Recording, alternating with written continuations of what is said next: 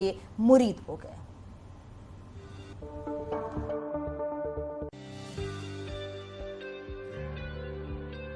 Fashion show तो आपने बहुत देखे होंगे, लेकिन आज हम आपको जो फैशन शो दिखा रहे हैं उसका आयोजन उत्तरकाशी के माघ मेले में किया गया।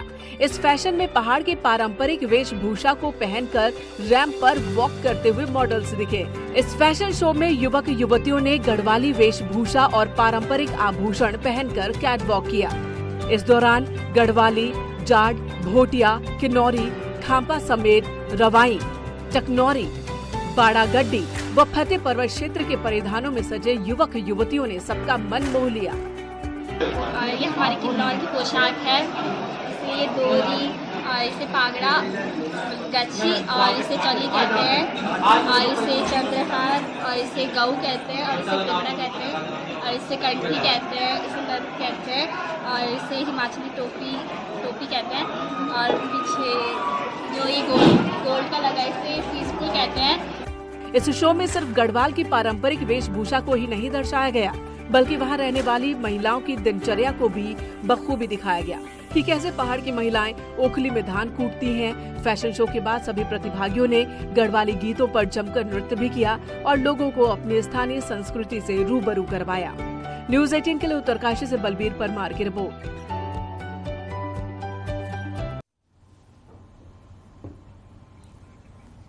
और सबसे महत्वपूर्ण बात यह कि जिस तरीके से उत्तरकाशी या आसपास के क्षेत्रों में विकास या तमाम चीजें जो पारंपरिक जो वहाँ के रीति रिवाज हैं, जो संस्कृति है चांदनी, ये कहीं ना कहीं एक मैसेज देने वाली होती है और ये लोगों में एक बड़ा संदेश भी देती है।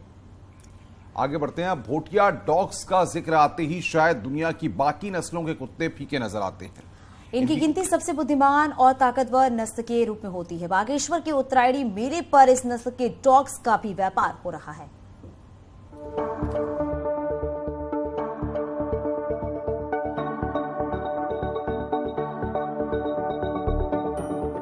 बागेश्वर में लगने वाले उत्तरायणी मेले का महत्व सिर्फ धार्मिक और राजनीतिक ही नहीं है, बल्कि ये पेट लवर्स के लिए भी एक बेहतरीन स्थान है। इस मेले में डॉग्स पालने के शौकीन और व्यापारी दूर दूर से आते हैं और हजारों रुपए के भोटिया और हिमालयन मस्टिफ डॉग्स का व्यापार करते हैं। इस समय देखिए भोटिया मार्केट है। भोटिया मार्केट विशेषकर भोटिया कुत्तों के लिए है। तो इन कुत्तों की मांग काफी मात्रा में रहती है। आज के दिन को जगह जगह के यहाँ ये प्लेन साइड के भी लोग यहाँ से ले जाते हैं। 10 से 12, 14, 16, 18 तक जा ही रहे हैं और जिस वैरायटी की अगर चीज है उसके अनुसार जो है यहाँ पर कीमत मिल रही है। उत्तरायणी मेला सदियों से भोटिया डॉग्स की खरीद का सस्ता बाजार रहा है। भोटिया या भोटी डॉग्स दरअसल तिब्बत मस्टिफ की ही एक प्रजाति है, जो अधिकतर काले रंग के पसंद किए जाते हैं।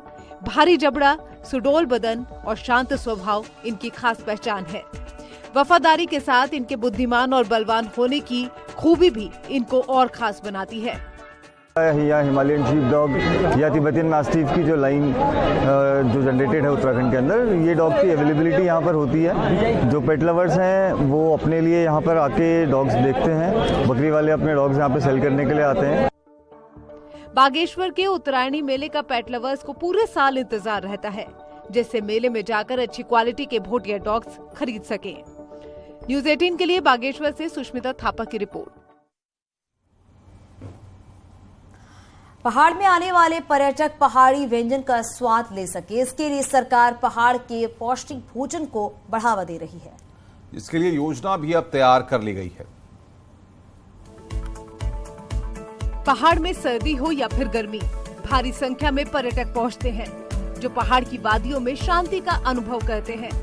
पहाड़ आने वाले पर्यटकों को ऑर्गेनिक और पौष्टिक खाना देने की योजना तैयार की जा रही है, जिससे किसानों को लाभ मिलेगा और पहाड़ के उत्पादों को बाजार मिलेगा। ये वर्ष 2023 जो है अंतर्राष्ट्रीय मिलेट वर्ष के रूप में घोषित किया गया है।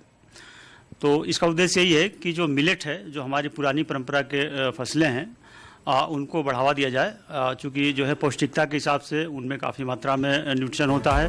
पर्यटक भी होम स्टे में रहकर मडुए की रोटी, गहत की दाल और लकड़ी में बना खाना पसंद कर रहे हैं।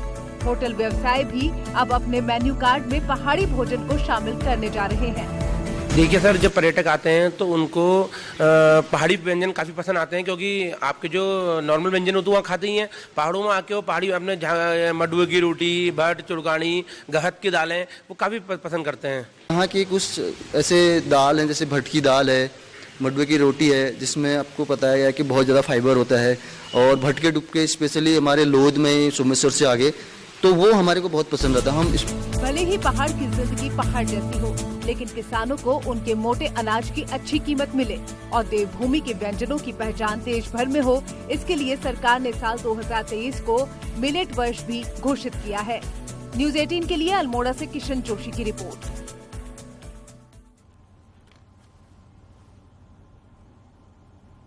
राज्यों में फलों के पौधे मुफ्त में बांटे जाएंगे, कृषि मंत्री गणेश जोशी ने ये बयान दिया है, जिस पर जोशी ने कहा कि किसानों को सेब, कीवी, अखरोट और आड़ू के पौधे बांटे जाएंगे। राज्य की नर्सरी में 2,60,000 पौधे हैं जिन्हें किसानों को बांटा जाएगा। हमारी जो 93 नर्सरी हैं उसमें शीतकालीन व ग्रीष्मकालीन पौधे हम लगाते हैं। जैसे आजकल एप्पल, नाशपाती, खुबानी, अखरोट, हम 2,60,000 पौधे किसानों को निःशुल्क देंगे। ऐसा पहली बार हो रहा है। उत्तराखंड में आधी आबादी असलहे की शौकीन है। कि हम नहीं बल्कि शस्त्र लाइसेंस के लिए आने वाले आवेदन के आंकड़े बता रहे हैं। पिछले 5 साल में सिर्फ देहरादून में ही 10% तक वेपन्स के लिए महिला आवेदनकर्ता बढ़ी हैं।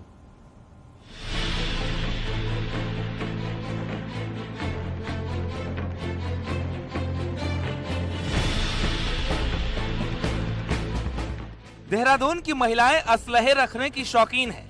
हालांकि ये बात अलग है कि उन्हें लाइसेंस मिलते हैं या नहीं, लेकिन बीते 5 साल में महिला आवेदनकर्ता 10% तक बढ़ गए हैं। शस्त्र लाइसेंस के लिए हर महीने 10 से 15 आवेदनकर्ता महिला आ रही हैं। वही आवेदनकर्ताओं का कहना है कि आज के समय की जरूरत है कि अपनी सुरक्षा के लिए हथियार रखा जाए। महिलाओं को इसलिए रखना चाहिए कि क्योंकि आजकल सेफ्टी, सबसे पहले सेफ्टी आती है लड़कियों के लिए ना। तो अब देखिए कि या तो लड़कियों को जूडो कराटे ये सब आना चाहिए, ठीक है। अब वो हर जगह तो यूज नहीं होगा, तो प्लस साथ में जो लड़कियों के लिए आवेदन आ रही है कि लाइक उनको भी रखना चाहिए वेपन्स वगैरह, तो अलाउ करना चाहिए इन्हें। कुछ शौकीन भी हैं, कुछ जरूरतमंद भी हैं। अब इनके बारे में मैं डिक्लेयर नहीं कर सकता कौन शौकीन है और कौन जरूरतमंद है। अधिकारी कहते हैं कि उनके पास आवेदन आते हैं, लेकिन हमारी प्राथमिकता उन लोगों को ही लाइसेंस देने की है जो जरूरतमंद है। इसलिए सिर्फ शौकीनों के आवेदन कैंसिल हो जाते हैं। बेसिकली हमारे पास रिपोर्ट आती है और थाने से और एसएसपी से हमारे पास जो रिकमेंडेशन आता है उसी के बेसिस पे हम ये कार्यवाही करते हैं। लेकिन एज सच ये उन्हीं को दिया जाता है जिनको जीवन भय होता है। अब भले ही नियम कड़े होने के चलते शस्त्र लाइसेंस महिलाओं को न मिल पाए, लेकिन इतना जरूर है कि पहाड़ में महिलाएं भी हथियार रखने से गुरेज नहीं करती। न्यूज़ 18 के लिए देहरादून से भारती सकलानी उनियाल की रिपोर्ट।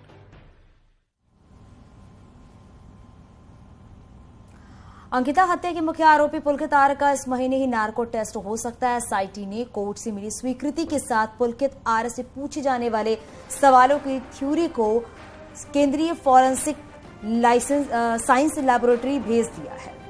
माना जा रहा है कि इसी जनवरी को पुलकित आर्य का नार्को टेस्ट हो सकता है। आपको बता दें कि एसआईटी ने कोर्ट से तीनों आरोपियों के नार्को टेस्ट करने के लिए कोर्ट से अनुमति मांगी थी, जिसमें केवल मामले का मुख्य आरोपी पुलकित ने ही नार्को टेस्ट करने की सशर्त सहमति दी है।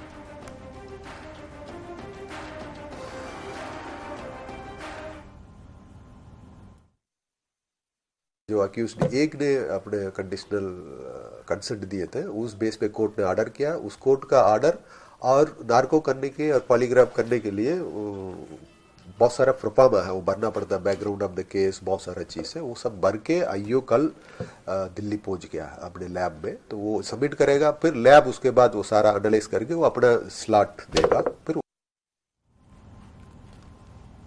रामनगर में चिल्किया के पास एक थार गाड़ी ने बिजली 3 खंभों को टक्कर मारकर तोड़ डाला। हादसे में 3 लोगों को हल्की चोटें आई हैं। इन खंभों के टूटने से क्षेत्र की विद्युत व्यवस्था बाधित हो गई है। विद्युत विभाग ने मामले में केस भी दर्ज कराया है। विभाग का कहना है इससे उसे 2.5 लाख का नुकसान हुआ है।